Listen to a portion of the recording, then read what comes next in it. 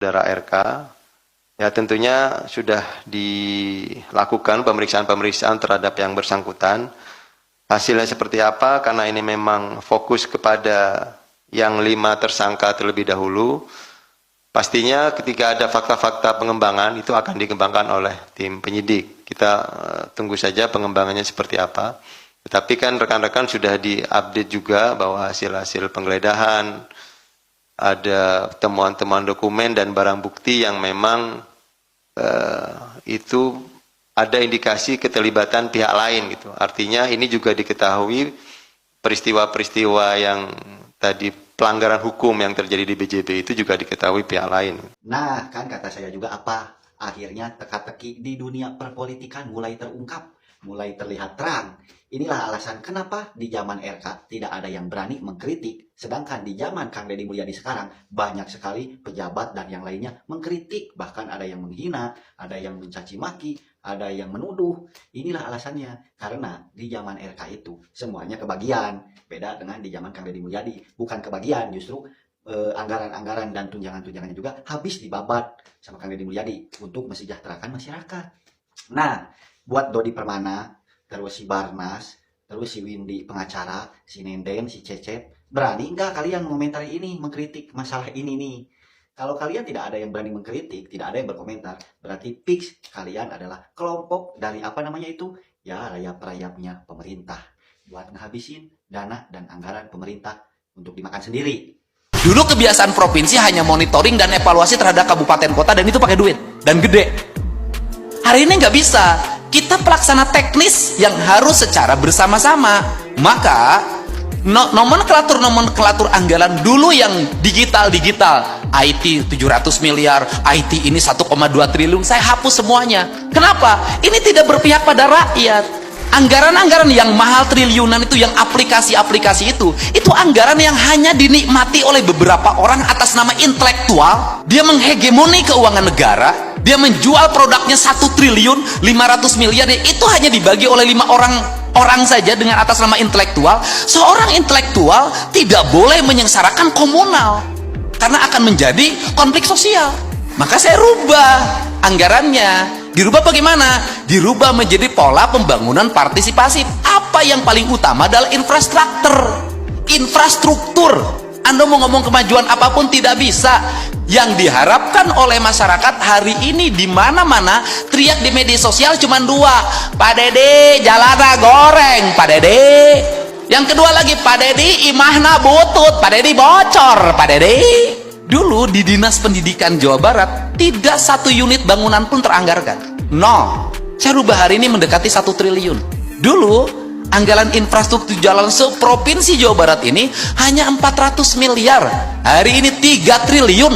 Dulu anggaran untuk penerangan jalan PJU itu hanya sekitar 20 miliar. Hari ini mendekati 1 triliun. Dulu pasang listrik untuk warga miskin itu hanya 20 miliar. Hari ini 450 miliar.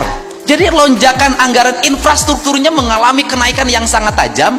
Ditambah di tengah-tengah anggaran kita ini nurun, Pak, dari 37 yang dulu anggaran provinsi hari ini menjadi 31. Wing lamun misalkan jadi mamang RK aslina ayeuna teu bisa hees galau gundah gulana. Apakah diriku akan ditetapkan jadi tersangka juga? Apakah diriku akan ditahan juga? Aduh.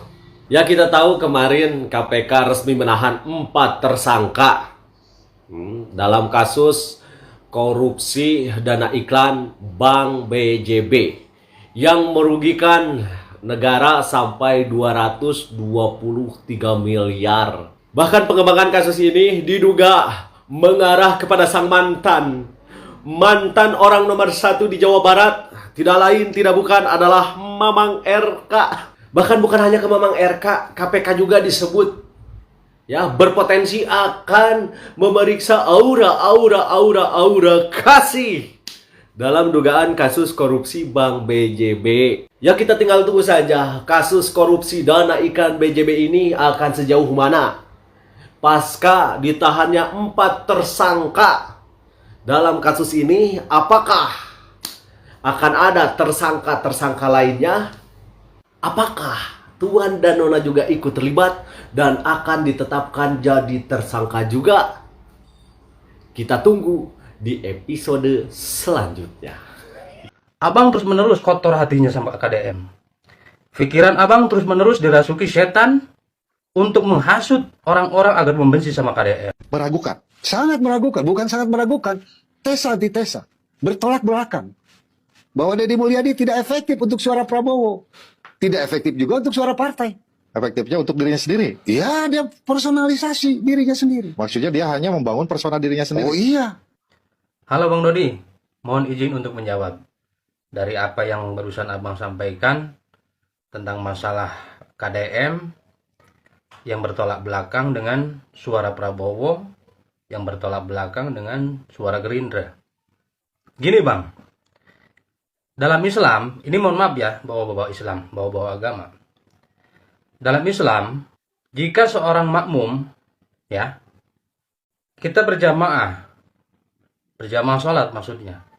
Tapi, jika seorang makmum itu mendengar ada lafaz bacaan bismillah kah, dari bismillah sampai waladhdallin, dari surat-suratnya pokoknya, itu dari imam ada yang salah ataupun ngawur bacaannya, itu si makmum bisa untuk mengundurkan diri dalam niat dalam hati. Ya. Nah, dalam Islam, dalam agama pun memperbolehkan. Walaupun toh kita satu tujuan, tapi hati kita berbeda. Gitu loh, Bang. Nah, maksudnya gini. Prabowo memiliki wacana yang seperti itu. Tapi rakyat Jawa Barat tidak pro dengan wacana yang telah Prabowo istilahnya tuh lemparkan ataupun ajukan ataupun jalankan. Itu tidak seideologi masyarakat Jawa Barat. Nah pertanyaannya, apakah kita itu harus tetap bertahan, Bang? Gubernur kita itu pro dengan rakyat. Gubernur kita, KDM khususnya, itu mendengar suara rakyat. Gitu loh, Bang. Ya. Nah, makanya antara gubernur dengan rakyat itu menjadi satu. Hingga akhirnya disitulah perkataan yang abang sampaikan itu bertolak belakang. Ya wajar menurutku, Bang. Wajar. Antara kita, gubernur, bertolak belakang dengan adanya istilahnya tuh gagasan dari presiden. Dari Prabowo. Gitu loh. Prabowo maunya ke sini, sedangkan rakyat maunya ke situ. Nah, sedangkan yang tengah-tengah ini gubernur KDM itu pro sama rakyat, ya otomatis gubernur memilih rakyat. Karena apa? Karena gubernur mendengar ataupun terjun langsung ke lapangan, mendengar suara rakyat. Gitu loh, Bang. Dan yang pasti, mohon maaf nih sebelumnya, abang terus-menerus kotor hatinya sama KDM. Pikiran abang terus-menerus dirasuki setan untuk menghasut orang-orang agar membenci sama KDM.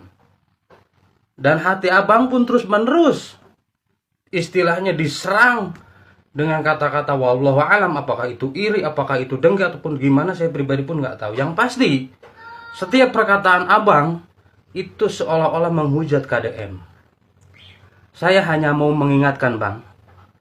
Ingatlah pesan malaikat Jibril terhadap Nabi Muhammad SAW. Aisma syi'ta fa innaka mayyitun. Hiduplah sesuka hatimu karena sesungguhnya engkau akan mati. Barakallah. Bos maneh rinyu teh kasus korupsi yuk kumaha komentar atuh teu ngejar dog. Ieu rinyu ka mana geng-geng rinyu Dorna CS. Iya bos lain kasus korupsi komentar atuh lain cari cing wae ka KDM masih mah nyerang teh anu kerjana geus bogoh transparan tinggal bos maneh aduh aing komen Ridwan Kamil rek nyalonkeun deui jadi gubernur cenah engke 2002 salapan wargi-wargi terutama ibu-ibu satuju teu satuju henteu teuy aya statement kieu terlalu cantik cenah Jawa Barat dibiarkan berantakan belah manana RK Nah atuh aya nangis dibeberes ku KDM. Manerek nyalonkeun deui. Ngarah beuki laluasa ngobok-ngobok saha deui, ngobok-ngobok saha deui maneh. Rek saha anu milihna oge. Dan ninggalkeun Teu sudi najis teuing